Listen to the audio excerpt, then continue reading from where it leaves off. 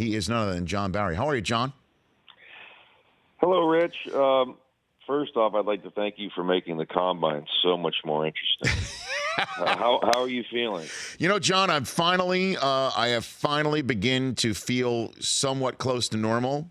Moving around isn't as difficult.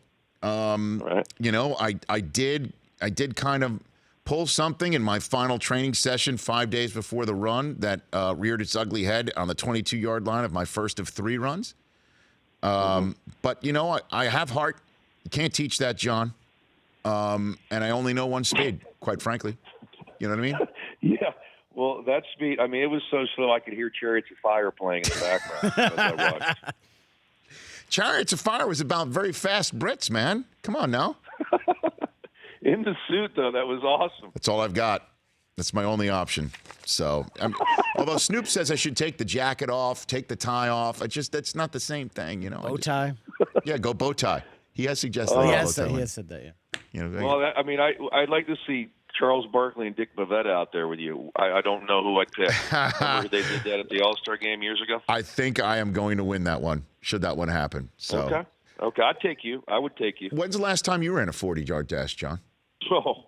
Seriously. Wow, I retired in 06, so I've not exerted myself in at least 13 years. But they never let in whatever testing that was required of you prior to the NBA. They don't make you run distances, do they? Did you ever? No 40s. I think like if you work out for a team, maybe you do a shuttle run or something like that. But nothing more than running the court. Suicides, something like that. Suicides. That's right. Okay. Seems to me like you probably ran a few of those in your day. I did a couple. So here's the grand opening question for you, basketball-wise, John. What is wrong with the Lakers? What went wrong with the Lakers this year? Well, I mean, it's funny how people are so surprised of what's going on. I mean, this clearly wasn't a roster that was built around LeBron James. He showed up late in the proceedings, basically, that they couldn't go do anything else. They didn't have much cap space to do much. I mean, they bring in Rondo, Stevenson, Beasley, JaVale McGee, re-sign Caldwell Pope. I mean, those are really players that aren't built around LeBron to be good around LeBron James. So you lose LeBron for whatever it was, 18 games. I think they were 6-12. They had a really good run before that. Lonzo went down. He was starting to play very well. So it was close. But again, I'm not totally surprised because I didn't think this had the makeup of being a team that was really going to contend. Well, I think the surprise, if I can give voice to those who are surprised by this, is that clearly there's no Kevin Love on this roster. But you want to talk about talented people. I mean, Kuzma is, Ingram is, Ball is when he can actually stay out there on the floor. I mean, when you came into the season, obviously they were lacking shooters on the perimeter, which a lot of people are surprised they didn't sign Brook Lopez and instead did what they did otherwise. Beasley being one, and Tyson Chandler once they could try and get him when the season began. That this roster's not that much worse than the Cavs team he took to the finals last year, is it? No, it's more talented, there's no question. But the type of talent that you have to have around LeBron James, the number one trait that you have to have is to be able to shoot the ball, being a standstill shooter, a guy that doesn't want to handle the ball. So let's go through those players. Lonzo Ball, what's his greatest weakness? Shooting the basketball. Brandon Ingram is not a three-point shooter. He's a guy that needs to pound the ball. He's terrific, by the way. I think he's most improved on this team. But he needs to pound it. He's a mid-range guy. Kuzma, surprisingly, not shooting the three ball well at all. He should be a decent shooter, but he's around 30%. Rondo doesn't shoot it. Stevenson's not a three-point shooter. So, again, the makeup around the team, those guys are very talented guys, don't get me wrong, but they don't fit the skill set that you need around LeBron James. Okay. Do you think LeBron's checked out? I'm hearing that a lot locally here in Los Angeles. Obviously, the news that he's going to be on a minutes limit and on back-to-backs. He's either not playing the first or the second game.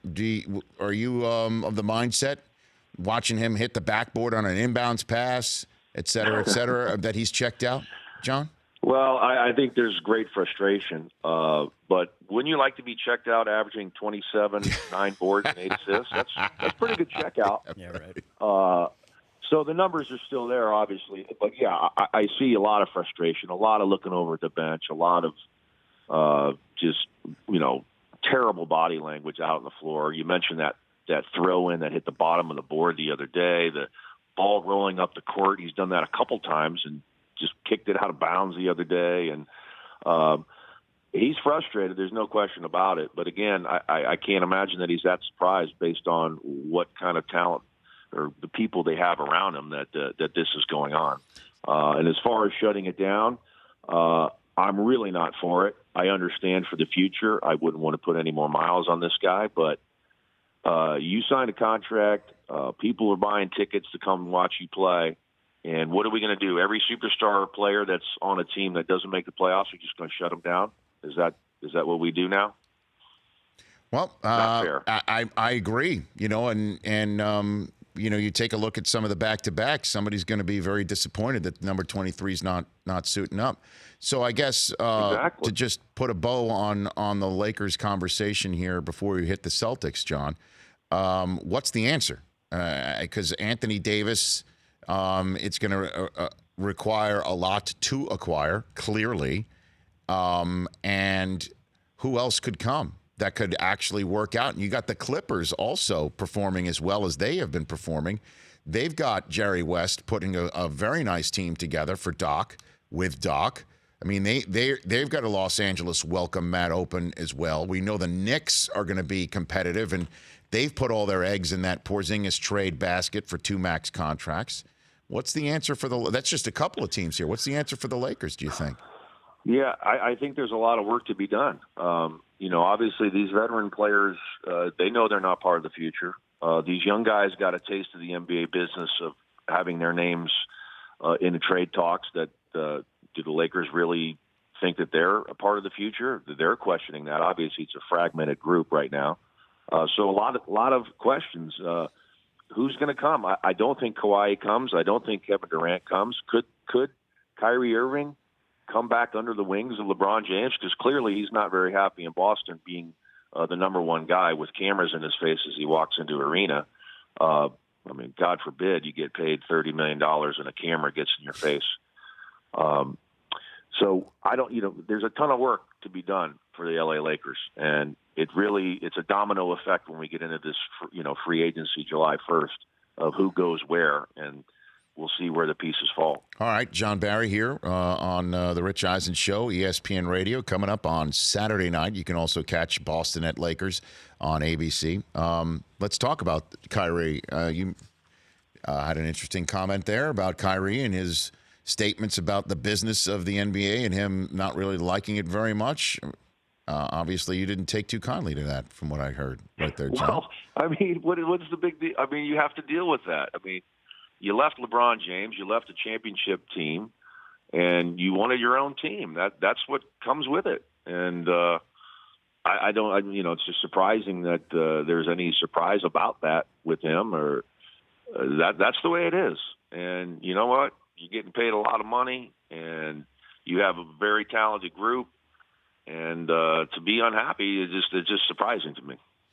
So that was a hell of a plane ride, apparently, from Boston all the way to the West Coast. They say that that helped right the ship, and obviously what they did in Golden State, handing the team the worst loss in the Kerr era, and then minus Kyrie, getting another performance from Gordon Hayward that certainly heartens the Celtics fans. Do you think that they have, in fact, turned the corner, John?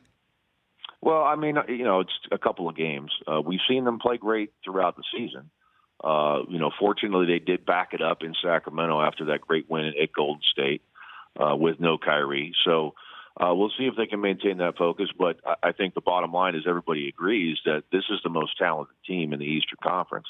Now, I know Milwaukee's playing great, Toronto as well, Philadelphia. But I think if this team does get it right, which it appears that maybe that's going to happen, that this is still the team to beat regardless of what seed they get. So give me your best guess as to what happened on that plane, unless you already do know. As somebody who's been on a lot of planes and a lot of teams that can bond at odd situations, or a plane is not an odd situation. I mean, what do you think happened on that plane, John? Well, I had the Boston Warrior game Tuesday, and Brad Stevens said that he and Kyrie talked. It was not like a big meeting. I mean, it's just kind of a regular plane ride where a lot of times a coach will bring up numerous players, one player, whatever. They had a conversation. But, it's just about this whole group. And the way they played that night, it was minus Klay Thompson, mind you, and the Warriors sometimes are disinterested in the regular season. But they had a season high in assists. They just played enthusiastic. The guys were up on the bench. The camaraderie was what it needs to be. And if these guys do that, I mean, this is the best team. I mean, they went to the finals, Eastern Finals last year without Kyrie and Hayward. Now Hayward's playing well.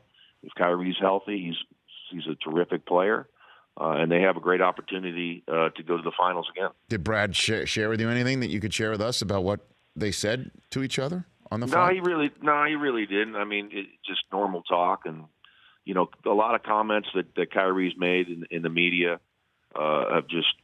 This has not been, leadership quality comments, and maybe he talked to him about that. I don't know, but again, he's got to embrace the situation that he's in, and he's going to get the attention, and you just got to handle it better, and quite frankly, be a better leader. John Barry here on the Rich Eisen Show. A couple more minutes left with him. So obviously, the NBA is not as much of a knee-jerk league as the NFL because they don't play one game a week. That said, there's always something that does happen, like that game that you said you were at in Oakland between the Celtics and the Warriors, where narratives can form, and I'm wondering if it's real or not. And that is coming out of that game that Boogie Cousins is a potential defensive liability, that they still haven't figured it out yet how to work him in, and that he's another guy along with Draymond that can be easily triggered during the playoffs at an inopportune time. Is that a viable narrative to come out of that game that night, John? Well, yeah, I mean, he's been getting attacked, Cousins, defensively, no doubt about it. In any real close game, he's been on the bench in the last 3, 4, 5 minutes because of that. And Steve Kerr knows that he's going to go to his best defensive unit. It's usually the smaller group with Iguodala out there. So, now you bring in Bogut, who's a terrific defensive player. We'll see how much he gets an opportunity there. But DeMarcus Cousins knew this summer when he signed, he was told, we're going after a championship. There might be times when you're not on the floor at the end of ball games. Are you okay with that? And it's a rhetorical question because they don't care if he's okay with it or not. Because they're going to do what they need to do to win a championship. Right. Steve Kerr's going to do what he has to do. So, depending on matchups, particularly the Houston Rockets, who, by the way, are really hot right now and scary. You wouldn't see DeMarcus Cousins on the floor very often against that team. They don't play big against them. So he's going to have to embrace and get ready for that as well, not being on the floor possibly in close games in the playoffs. So here I am thinking July 1, the season really comes down to what happens on July 1 because we're assuming the Warriors have another parade. Are you telling me somebody's ready to beat them in a 7-game series, John Barry? Is that what you're telling me? Well, I'm telling you that the Houston Rockets are scary. They're beating Golden State 3 straight times this year. They play them next week, I believe, on the 14th in Houston. That will be a very interesting game. I want to see if Golden State goes after that game to send a message because Houston has no fear. And remember, Chris Paul, if he doesn't strain his groin or hamstring last year, maybe they win that 7th game and Houston's hoisting the trophy. John Barry, always enjoy our chats. I got to get you in next time you're in Los Angeles, John. I can't have these phone calls. Well, I know I'm out here in the Valley. I can't make that drive. I mean, it's just the LA traffic's too much for me, man. John, you don't have the Kobe helicopter at your disposal? Is that what you're telling me? I could call. Yeah, I should have called him. We could send you a car, John. I mean, we can do these. We do these things. We're not requiring you to drive yourself. Come on, John. Well, no. I'd love to see the studio, though. Absolutely. Okay. We'll get it done. I would say during the Laker playoff run, but... oh, boy. How about the Clipper playoff run, John? How about the Clipper playoff run? Well, don't sleep on the Clippers, man. Come on now. Well, they better get out of the 8th spot, or it's not going to be a very long run. Let's just put it that way. John, I look forward to your call this weekend, and we'll chat again soon. Thanks for the kind words on the Combine. You got it, Rich. You got it. That's John Barry. The Rich Eisen Show, weekdays at noon Eastern on Audience.